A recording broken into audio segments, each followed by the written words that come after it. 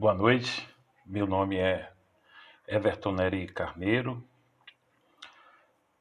sou mestre e doutor em teologia com pós-doutorado em educação. A nossa palestra tem por título Religião e Política não se discute. Uma discussão sobre política e religião. Bom, para começar, é preciso entender que tratar sobre religião ou sobre política pode aparentar uma impossibilidade ou uma não necessidade, como apresenta a perspectiva exatamente do senso comum. Via o ditado popular, qual é? Religião e política não se discute. Isso é usado comumente na contemporaneidade para sustentar a paz nos almoços familiares, nos grupos de WhatsApp e a civilidade nas reuniões nas diversas esferas sociais e principalmente junto com tudo isso a serviço do que nós podemos chamar do aparato ideológico. Quando o assunto, então, é religião e política, o panorama aprofunda-se para a explosão, entendendo que numa dimensão épica, se não for respeitado o ditado popular, percebe? Tomados e comparados na esfera de um jogo de futebol, tornam-se uma querela típica de arquibancada, onde a racionalidade é superada pela paixão. Esse par em discussão provoca um aceleramento dos batimentos cardíacos. Assim, abandona-se, deixa-se a esfera da busca pela episteme e situa-se na dimensão da doxa, ou seja, abandona-se o conhecimento e busca-se a opinião.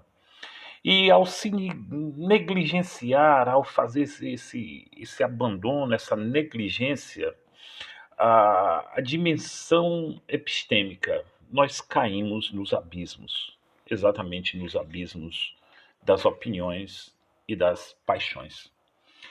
Libertar-se da doxa e buscar a produção do conhecimento, que é uma proposta platônica, é o nosso flerte aqui, é a nossa intenção, cujo objetivo é abordar a religião e a política, não de forma divorciada, mas dentro de uma relação de intimidade, uma relação matrimonial, dessa sem possibilidade de divórcio, pois existe uma impossibilidade do juiz deferir qualquer que seja o pedido.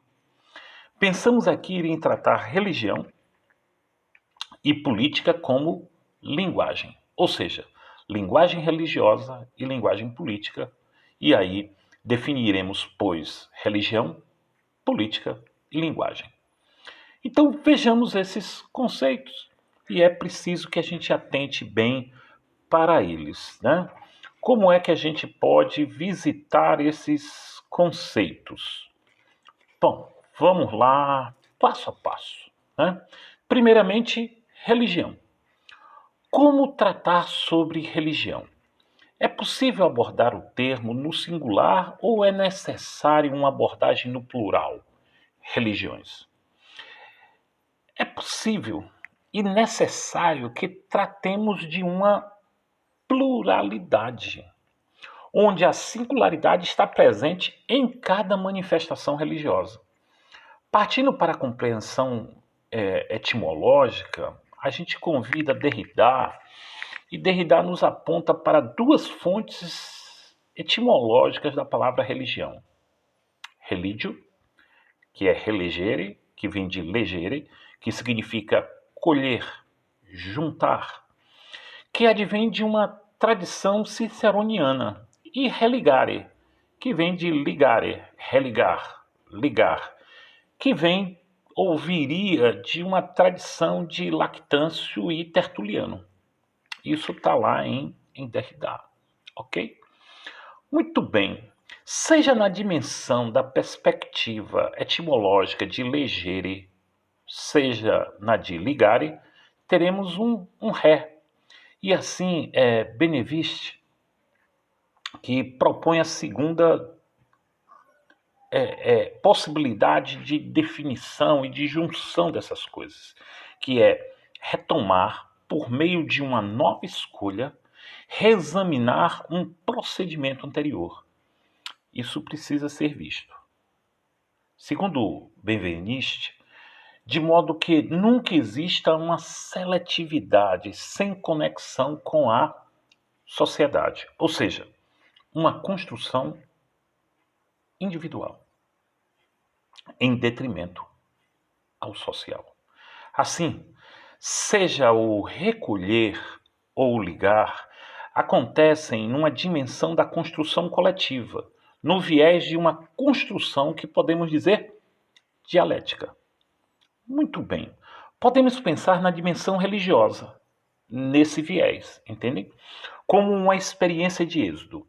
Se assim o for, essa abordagem somente é possível se for a partida para um retorno. Olhem só, Homero, em Ilíada e Odisseia, nos ensina sobre isso. A experiência religiosa é a experiência da Odisseia, é o retorno para casa. Isso eu considero extremamente importante. Temos aqui 3 lugares: a ilha, o mar e o vento. A ilha é a casa, para onde se retorna. O mar é o que deve ser ultrapassado, ou superado, ou atravessado, ou ainda percorrido. Já o vento é a força que impulsiona, é a energia que insufla a vela e a faz levar de volta para casa. A ilha Ítaca, no caso de Ulisses. Quero chamar a atenção aqui, gente, que estamos no terreno da filosofia. E a filosofia, é sempre um canteiro de obras, nunca uma casa. Depois da tentativa de compreender exatamente o termo religião, passamos ao termo política. A política, ao lado da ética, é uma das grandes disciplinas da filosofia. De partida, já temos uma coisa, que a política é um canteiro de obras, jamais uma casa. Assim, a política, precisamos colocar, está na esfera do mar, sujeita a toda espécie de vento. Etimologicamente, política vem do grego politeia, politike, política em geral, ou políticos, aquilo que se diz a respeito aos cidadãos. E esta estava relacionada à organização da polis, às cidades-estados gregas. A partir dessas compreensões, tem como possibilidade significar sociedade. Muito bem, uma comunidade, coletividade e outras acepções alusivas à vida urbana. Inclusive, o livro de Platão, traduzido como A República, é no original intitulado de Politeia. Atualmente, é preciso chamar a atenção, a palavra política é usada com algumas orientações de sentido. Primeiro, uma atividade específica, o governo, que possui um determinado tipo de profissional, no caso, o político. B, um agir coletivo, segundo ponto, desde uma manifestação da sociedade civil organizada até uma manifestação espontânea. Terceiro, são organizações sociais que estabelecem o que se denomina de suas políticas, ou seja, suas ações, política estudantil, política hospitalar, política sindical, mas ainda podemos ter uma quarta perspectiva: as diversas instituições que desenvolvem suas ações, tais como a política salarial, a política de saúde, a política de vendas, a política educacional, a política pública e assim por diante. De uma forma geral, a palavra política tem em seu universo de uso, de significado, desde governo, ok? Percebido como direção e administração do poder público, passando por uma atividade realizada por especialistas, profissionais, administradores, os eleitos aos cargos, até algo de uma conduta duvidosa, não merecedora de nenhuma confiança, sendo marcada por atos ilícitos que estão recheados por uma forte desconfiança, inclusive corrupção.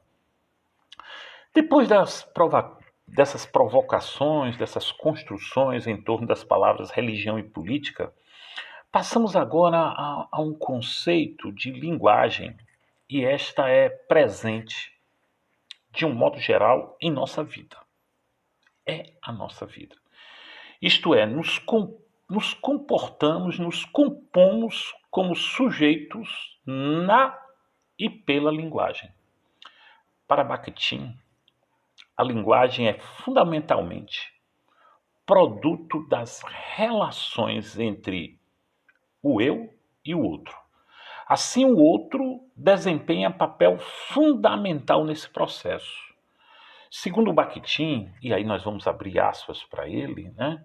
Ele diz assim: toda palavra serve de expressão a um em relação ao outro. Essa compreensão, a linguagem não deve ser percebida como algo extremamente formal, pois ela é uma atividade sociocultural e, portanto, um jogo. Um jogo de quê? De práticas discursivas, que ocorrem em diferentes e intricados conjuntos interacionistas. Adotamos aqui a compreensão da linguagem como fenômeno sociocultural de Bakhtin, estando em oposição, isso fica bem nítido, à visão de linguagem como um fenômeno abstrato, tal como Chomsky. Em Bakhtin, o social não se opõe ao individual, e ele busca a superação da dicotomia entre sujeito e objeto.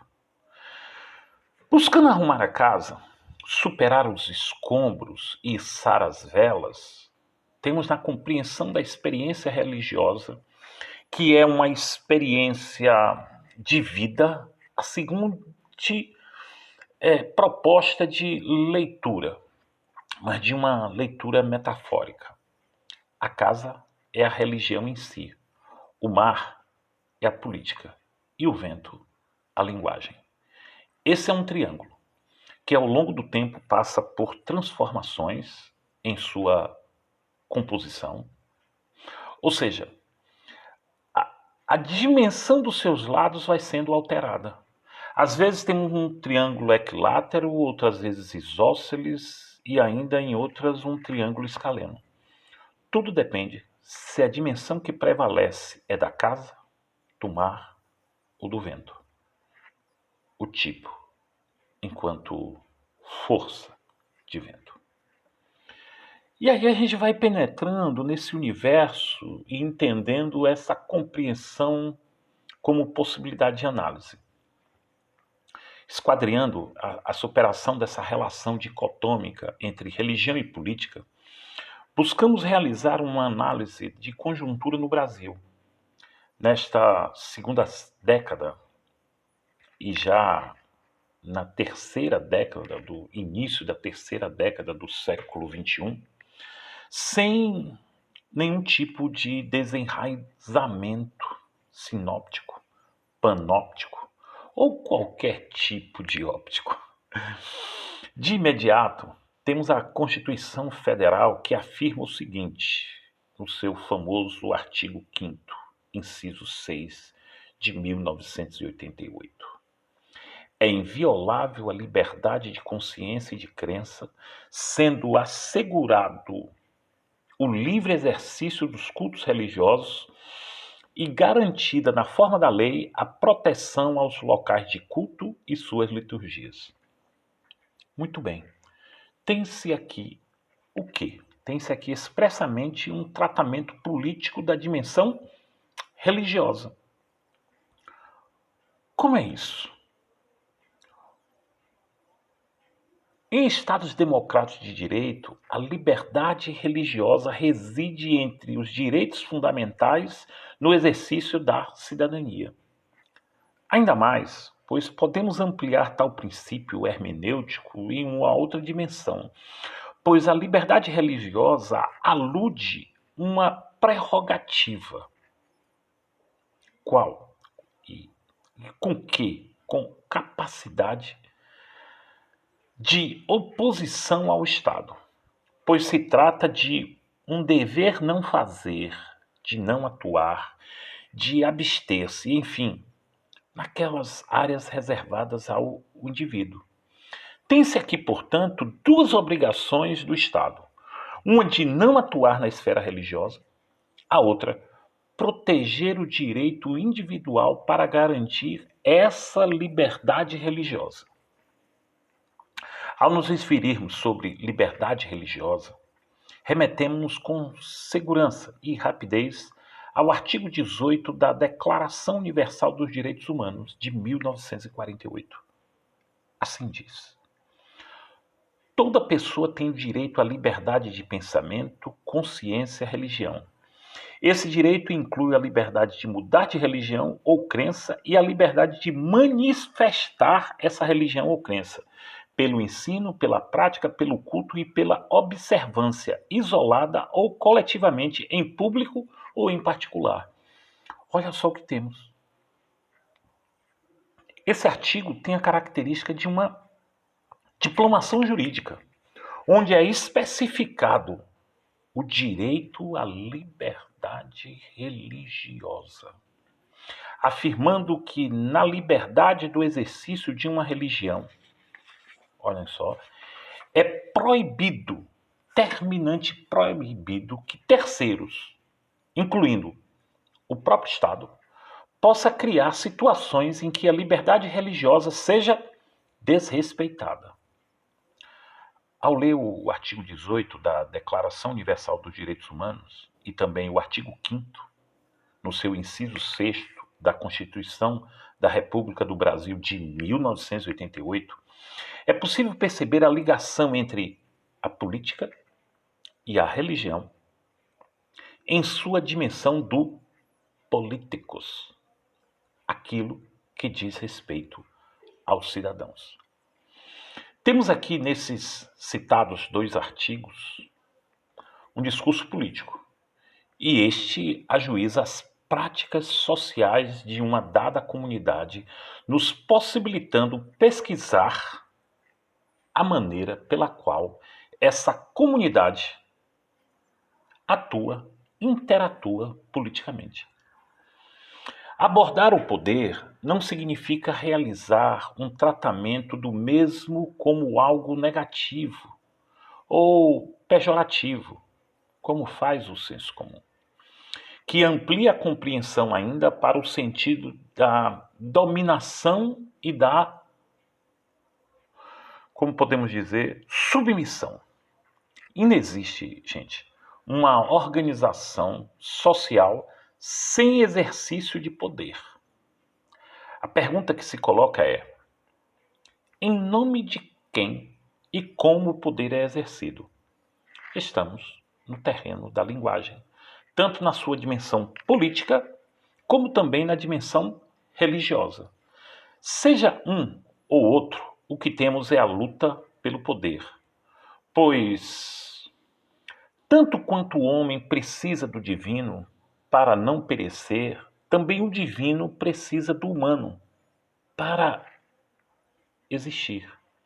E é por isso que o divino cria testemunhas de seu poder, cria um poeta,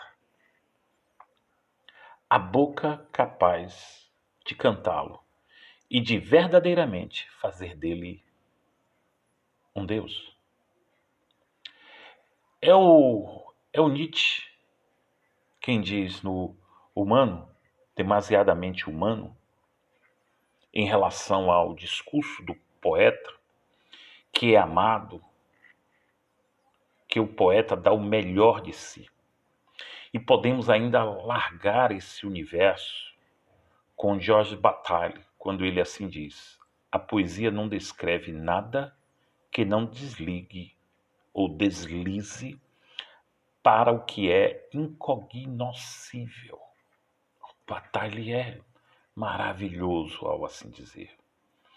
O melhor de si, o poder desse não ter como conhecer, eis aí uma tríade que carece de ser penetrada, prescrutada.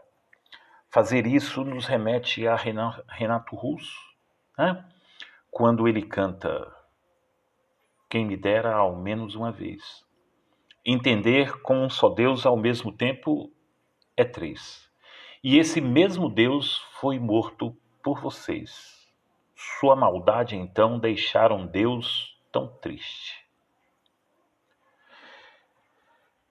Compreender o sentido da vida é posicionar-se à esquerda ou à direita? Ou será que é no centro?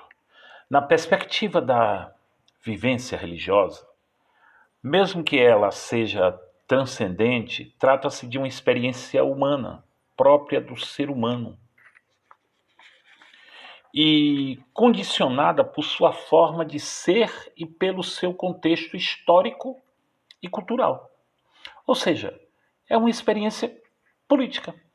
Seja uma ou outra experiência, e aqui pensamos e tratamos não como uma ou outra, mas uma relação constituída de tal modo que não exista separação entre ambas, apesar de possuírem linguagens distintas.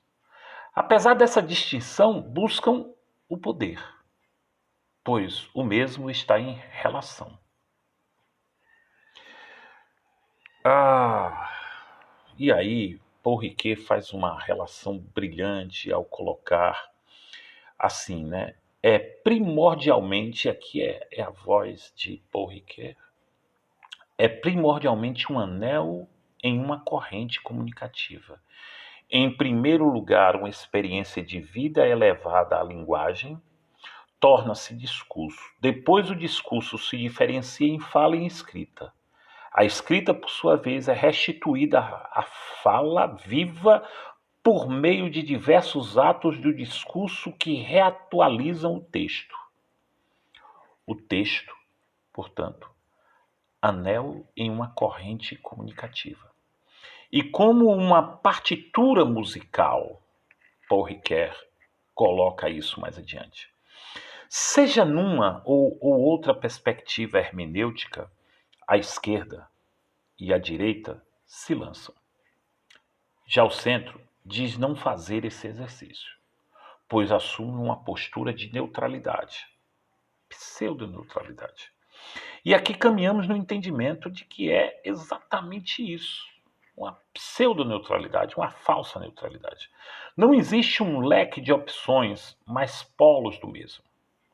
No polo da direita, as forças conservadoras e o fundamentalismo se apresentam. Já no polo da esquerda, apresentam-se o diálogo interreligioso e as forças progressistas. Já no campo político, o fundamentalismo continua presente na direita, enquanto que na esquerda esta é formada por um pensamento atento a uma textura que aí nós chamamos de uma textura rizomática da realidade. Muito bem, precisamos ficar atentos. De imediato que tratamos fundamentalismo como algo que não se restringe ao fenômeno religioso. E não poderia ser diferente. O nosso tratamento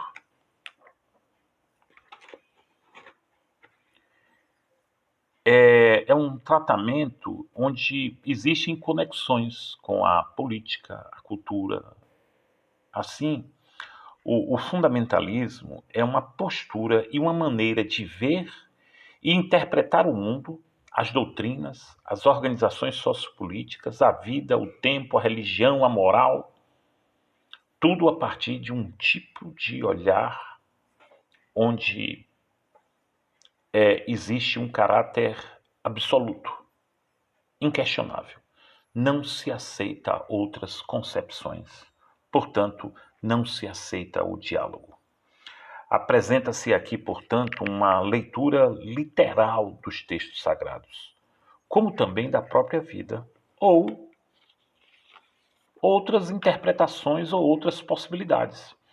Todas as outras interpretações ou outras possibilidades, elas são violentamente rechaçadas ao lado de uma inexistência de diálogo.